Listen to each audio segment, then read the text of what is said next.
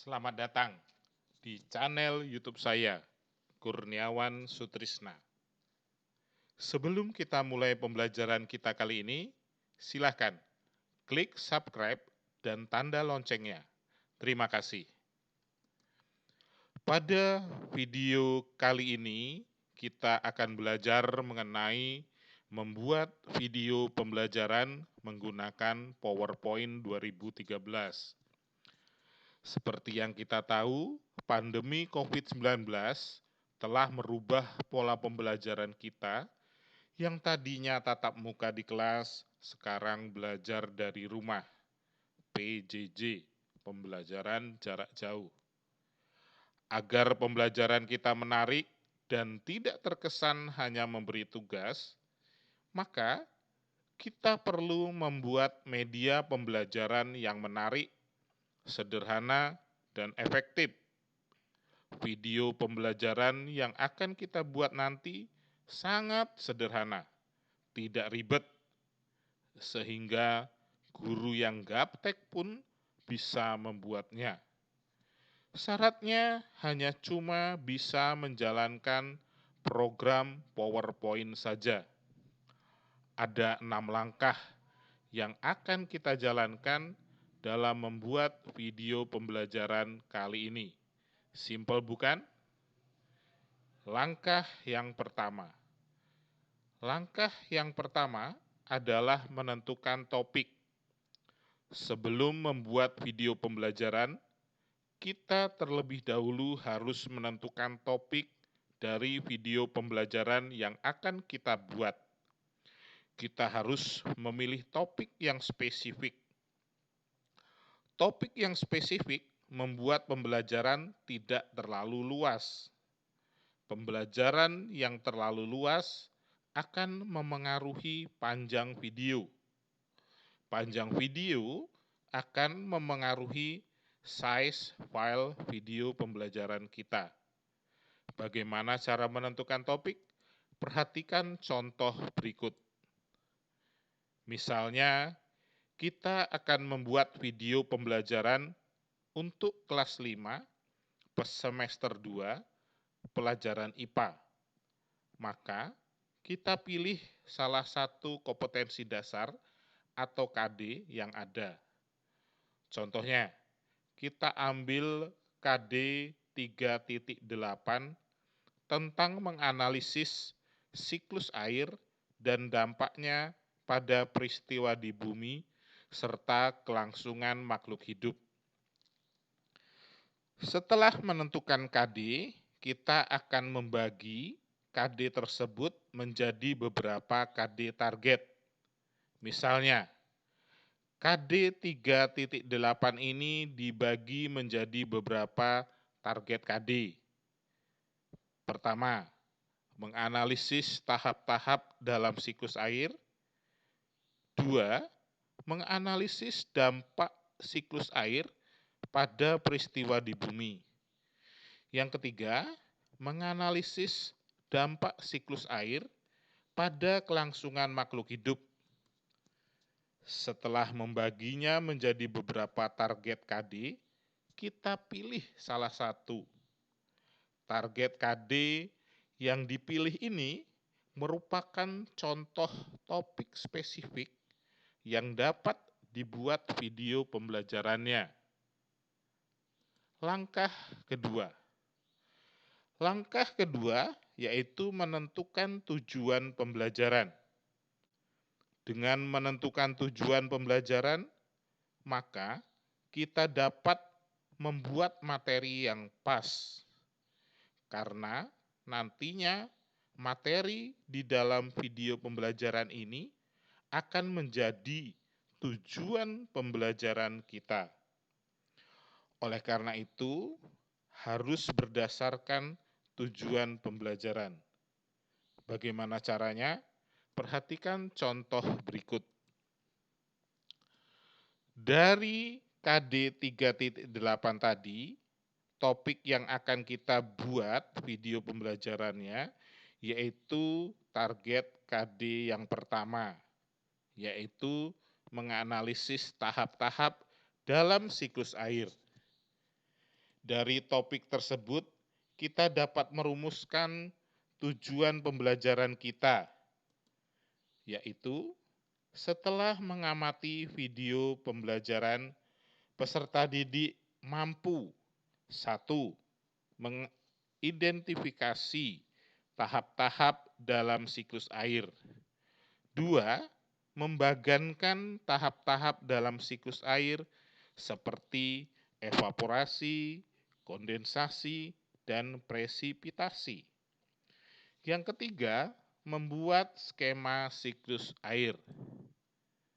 Nah, jadi dalam video pembelajaran kita akan berisi tahap-tahap dalam siklus air, bukan berisi dampak siklus air pada peristiwa di bumi atau dampak siklus air pada kelangsungan makhluk hidup. Nah, sekarang langkah yang ketiga. Langkah yang ketiga yaitu membuat materi. Kita harus menyiapkan materi terkait dengan topik yang telah dipilih. Materi yang kita siapkan bisa ditulis di Word, lalu kita cetak. Pembuatan materi ini bisa juga berupa rencana materi yang hendak kita sampaikan di tiap-tiap slide-nya. Contohnya, slide 1 akan berisi judul video, slide 2 akan berisi KD, slide 3 akan berisi tujuan pembelajaran, slide 4 akan berisi kegiatan apersepsi, dan seterusnya. Jadi, kita memiliki gambaran real tentang video pembelajaran dan penyampaian di setiap slide-nya. Sekarang langkah yang keempat, yaitu membuat slide PowerPoint. Agar slide PowerPoint yang kita buat menarik, maka harus sesuai dengan kaidah desain. Slide PowerPoint yang tidak sesuai kaidah desain itu misalnya slide terdiri dari penuh tulisan, gambar tidak relevan dengan materi slide, gambarnya tidak jelas atau buram. Nah, ini salah satu contoh slide yang dipenuhi dengan tulisan. Slide seperti ini akan membuat orang yang melihat bosan dan kemudian mengantuk. Nah, sekarang langkah yang kelima. Langkah kelima adalah membuat skrip presentasi. Skrip presentasi merupakan rancangan apa yang hendak kita katakan atau kita sampaikan di setiap slide presentasi. Tujuannya agar kita tidak terbata-bata, bahkan berhenti saat menyampaikan isi slide. Skrip presentasi bisa ditulis di bagian note pada masing-masing slide, atau bisa kita tulis di kertas. Tapi di PowerPoint 2016 ke bawah, note ini tidak terlihat saat kita melakukan perekaman presentasi. Oleh karena itu, ada baiknya skrip presentasi ini kita ketik di Word, lalu di print, sehingga mudah saat membacakannya. Kesimpulannya, dengan adanya skrip presentasi akan membantu atau mempermudah kita menyampaikan isi slide kepada pemirsa video pembelajaran. Ini contoh pembuatan skrip. Bila kita hendak menuliskan skrip di note, maka kita klik terlebih dahulu note di bagian bawah. Lalu akan muncul kolom note. Jika kurang lebar, kita dapat menariknya ke atas. Setelah itu, kita baru bisa mengetik skripnya. Ini contohnya pembuatan skrip presentasi. Langkah yang keenam. Langkah keenam adalah merekam presentasi. Untuk merekam presentasi diperlukan hardware dan software. Software yang kita perlukan cuma PowerPoint 2010 ke atas, karena sudah menyediakan fasilitas record slideshow. Jika PowerPoint-nya belum tersedia record slideshow, maka kita dapat menggunakan software perekam layar PC. Misalnya, Bandicam, Fastone Capture, Open Broadcaster, dan sebagainya. Sementara hardware yang digunakan adalah mikrofon eksternal atau mikrofon internal.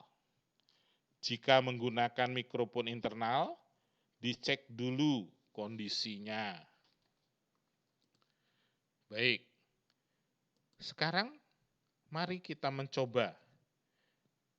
Kita cari terlebih dahulu file PowerPoint yang pernah kita buat, yang akan kita gunakan untuk membuat video pembelajaran. Baik, saya menyimpannya di sini. Nah, ini. Nah, baik. Ini PowerPoint yang sudah saya siapkan. PowerPoint berikut ini hanya terdiri dari 3 slide ini ya. Karena hanya untuk latihan. Nah, untuk memulai pembuatan video, kita klik slideshow. Ini slideshow, kemudian kita klik record slideshow. Akan muncul dialog box start record from beginning dan start recording from current slide. Start recording from beginning jika kita akan melakukan perekaman dari slide awal. Start record from current slide jika kita akan melakukan perekaman dari slide tertentu. Nah, kita klik start recording from beginning. Nah, akan muncul dialog box berikutnya yang meminta kita memilih apakah yang akan kita rekam, slide dan animasi timing, atau narasi dan laser pointer, atau keduanya. Saya rekomendasikan untuk keduanya, kemudian kita klik start recording.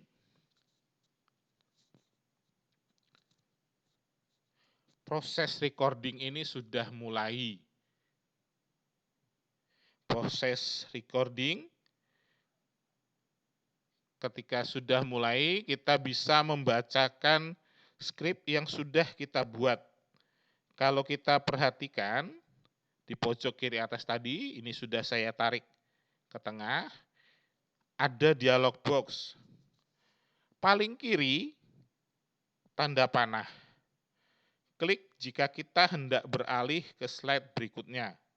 Selanjutnya ada tanda pause. Jika kita hendak menghentikan sementara perekaman. Kemudian ada waktu, ya. Ada waktu menunjukkan rekaman kita di slide ini. Kemudian ada tanda repeat jika kita hendak mengulang presentasi. Kemudian ada tanda waktu yang terakhir, itu menunjukkan total waktu rekaman di semua slide.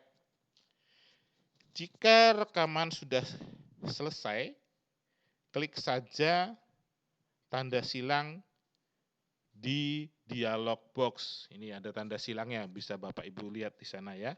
Nah, kita mulai saja proses perekamannya. Contohnya, halo anak-anak yang terkasih, selamat berjumpa kembali dalam video pembelajaran yang telah Pak Wawan buat. Dalam video pembelajaran ini, kita akan belajar materi IPA kelas 5 tema 8 KD 3.8 mengenai siklus air. Secara khusus, kita akan belajar mengenai tahap-tahap siklus air.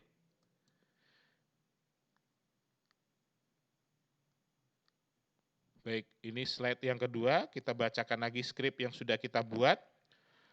Materi mengenai tahap-tahap siklus air ini diambil dari KD 3.8, menganalisis siklus air dan dampaknya pada peristiwa di bumi serta kelangsungan makhluk hidup. Jika sudah selesai, kita pindah ke slide berikutnya. Nah, kita bacakan transkrip di slide yang ketiga. Tujuan kita belajar tahap-tahap siklus air ada 3, yaitu 1.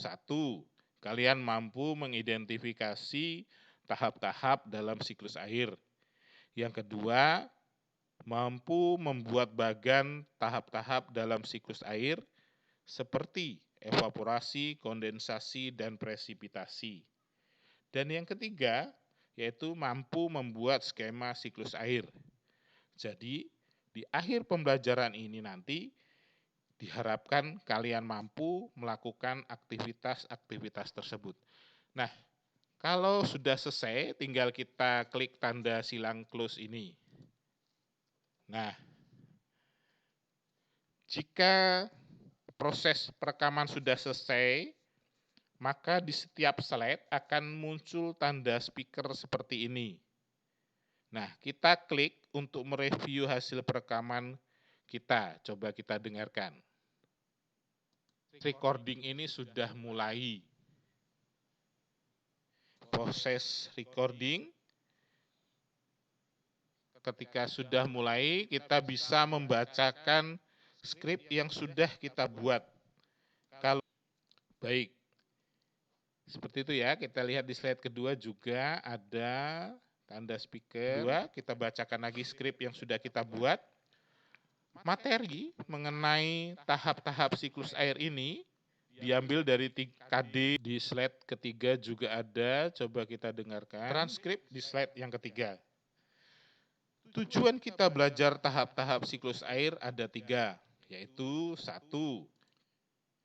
Jika kiranya kurang bagus, kita dapat mengulang rekaman ulang ya, di slide yang bersangkutan dengan mengklik slideshow seperti tadi, kemudian klik record slideshow, kemudian klik start recording from current slide. Jika kita sudah merasa puas, maka kita dapat menyimpan hasil perekaman kita. Ada 2 cara menyimpan hasil perekaman. Yang pertama dengan save as, yang kedua dengan export. Cara pertama dengan save as. Kita klik file, kemudian save as, kemudian kita cari lokasi penyimpanan kita dengan mengklik browse. Kemudian kita klik di sini file name, judul filenya apa. Coba kita klik, kita tulis dengan tes 1. Kemudian save as type atau tipe filenya, kita cari MPEG 4 video. Kemudian kita save.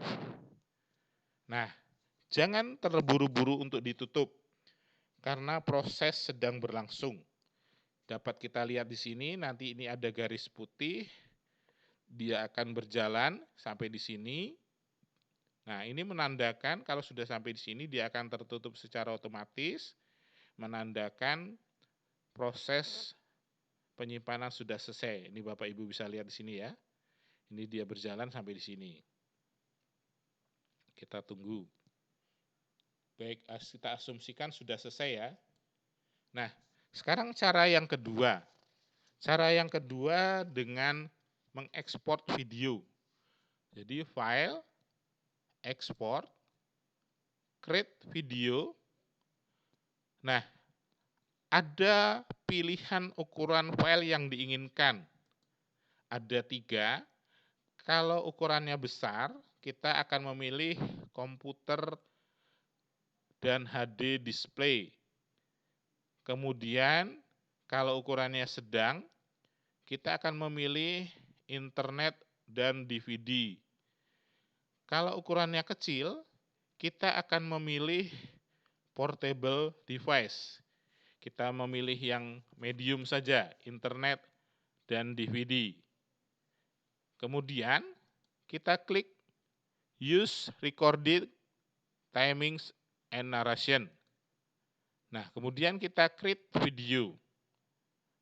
Kemudian kita beri nama file ini, misalnya tadi tes 1, sekarang tes 2. Nah, otomatis akan tersimpan dalam tipe MPEG 4 video. Kita save. Sama, jangan terburu-buru karena masih proses penyimpanan. Baik, kita tunggu sampai prosesnya selesai. Sampai di sini, maka prosesnya akan selesai.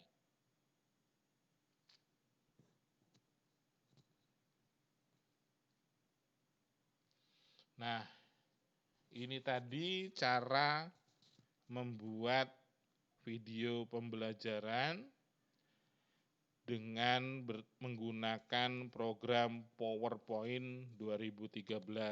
Nah, kita tunggu. Jika sudah sampai di sini, maka otomatis akan membuka sendiri ya video tersebut jika sudah disimpan. Semakin besar size file yang kita simpan, maka proses ini akan semakin lama. Tadi misalnya kita memilih portable, itu akan cepat sekali. Tapi ini karena kita memilih middle ya. Kita tunggu untuk melihat hasilnya nanti.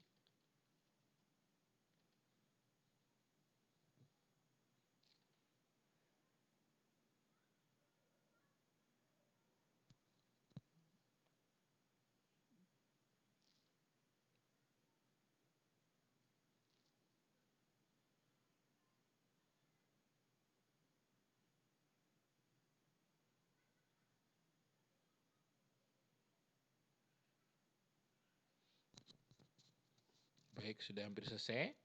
Nah, dia sudah selesai. Kita coba lihat di D tes 2 ini. Coba kita putar video pembelajarannya, kita lihat.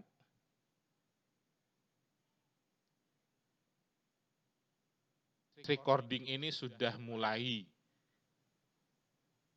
Proses recording ketika sudah mulai, sudah sempurna. Baik, teman-teman sekalian, pemirsa sekalian, beginilah cara membuat video pembelajaran menggunakan PowerPoint 2013. Saya, Kurniawan Sutrisna, mengucapkan terima kasih. Salam jumpa kembali.